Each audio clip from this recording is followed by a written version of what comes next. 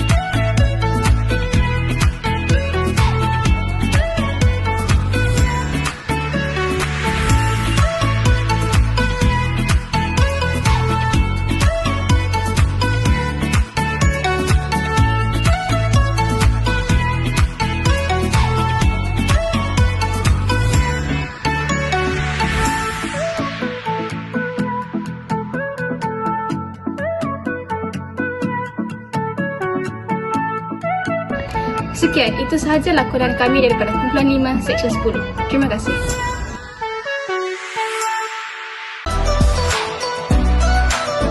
Assalamualaikum dan selamat sejahtera. Kami daripada kumpulan 5 Seksyen 10 ingin membentangkan video kami iaitu impak perkembangan teknologi terhadap manusia.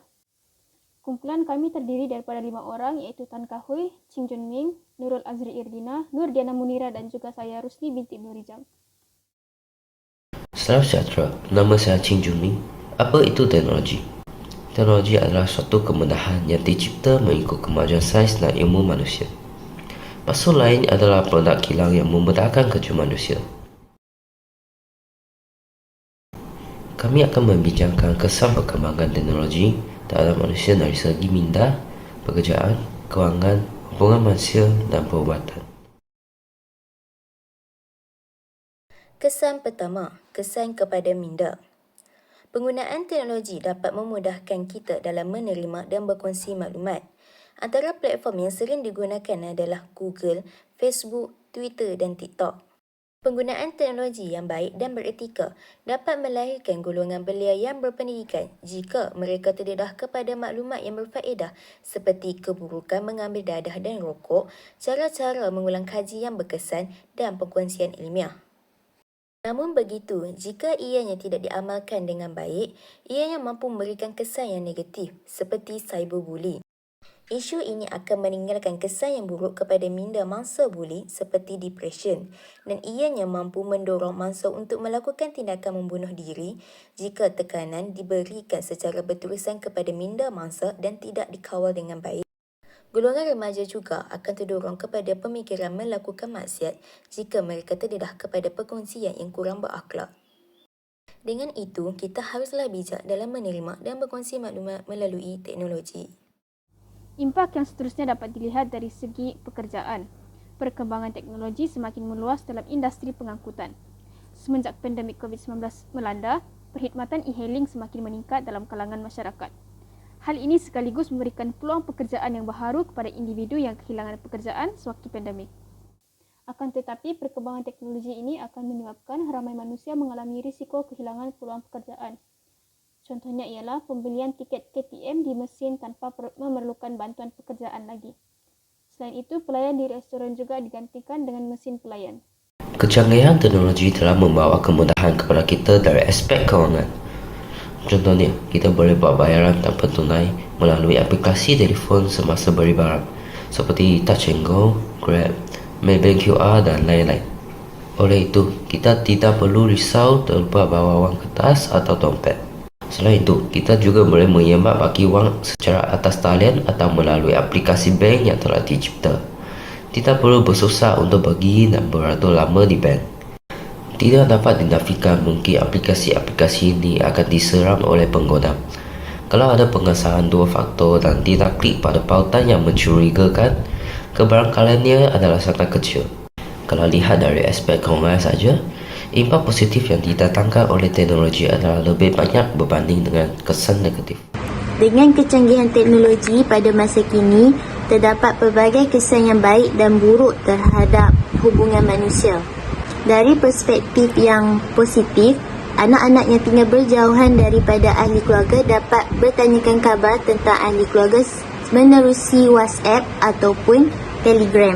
Dengan cara ini, ahli keluarga dapat mengeratkan hubungan mereka walaupun berada di jarak yang jauh. Dari perspektif negatif pula, penggunaan telefon semasa makan dapat merenggangkan hubungan antara mereka, kerana mereka akan tertumpu kepada telefon pintar itu sahaja semasa makan dan tidak berminat untuk berbual antara satu sama lain. Di samping itu, perkembangan teknologi juga akan membangunkan bidang perubatan di negara kita. Dengan adanya organ buatan manusia seperti jantung palsu, penyakit boleh hidup beberapa tahun lagi sebelum dapat transplantasi organ dari orang lain. Sebagai contohnya, jika terdapat warga emas terjatuh secara tidak sengaja, kebarangkalian besar sendi mereka akan patah. Dengan adanya sendi palsu, mereka boleh menukarkan sendi mereka agar dapat memulih dan berjalan seperti biasa dalam masa yang singkat. Selain itu, dengan ada teknologi nano, luka pembedahan bagi penyakit juga akan menjadi kecil. Hal ini boleh mengurangkan risiko dalam pembedahan tersebut. Pada zaman kini, perkembangan teknologi tidak dapat dielakkan, di mana semua hasil kerja kita pada zaman kini perlukan kecanggihan tersebut untuk mendapatkan hasil yang lumayan. Oleh itu, ibu bapa merupakan peranan paling penting dalam menentukan masa depan anak-anak mereka. Oleh itu, mereka haruslah memantau penggunaan telefon pintar anak-anak mereka supaya tidak ada perkara yang buruk berlaku seperti penyebaran maklumat peribadi secara tidak sah ataupun cyberbully dalam kalangan anak-anak mereka. Tidak dapat dinafikan bahawa teknologi pada era ini menjadi semakin moden dan canggih. Hal ini akan menyebabkan pelbagai isu berlaku, tidak kiralah isu positif atau isu negatif. Walau bagaimanapun, kita tidak dapat menghalang perkembangan teknologi yang pesat dalam dunia ini. Setiap orang adalah penting untuk menggunakan teknologi secara bertanggungjawab dalam kehidupan seharian. Dengan ini, setiap orang perlu menggunakan teknologi dengan bijaksana. Proses video ini dihasilkan dengan membincangkan tajuk video melalui Google Meet. Kemudian kami menyediakan storyboard dan mendapatkan kelulusan daripada Dr. Kamarul. Video ini dihasilkan dengan kaedah lakonan dan diselitkan dengan beberapa video dari sumber YouTube. Terdapat beberapa halangan dalam menghasilkan video ini. Antaranya ialah kekangan masa, kekurangan kemahiran dalam mengedit video dan juga lokasi pergambaran yang sukar ditentukan akibat jarak yang jauh. Oleh itu, untuk mengatasi halangan-halangan ini, kami harus melakukan Google Meet pada waktu malam dan belajar dari YouTube untuk kemahiran pengeditan video ataupun dari bantuan rakan yang lain, dan juga kami melakukan penggambaran di lokasi bangunan fakulti kerana mudah untuk bertemu di situ. Konklusinya, video ini dapat berkongsi maklumat kepada orang lain tentang kebaikan dan keburukan penggunaan teknologi. Ianya bergantung kepada cara kita menggunakan teknologi. Penggunaan teknologi amat penting kepada manusia, ekoran masa kini yang di mana segalanya bergerak dengan pantas dan kian maju. Diharapkan video ini dapat membantu orang di luar sana menggunakan teknologi dengan bijak.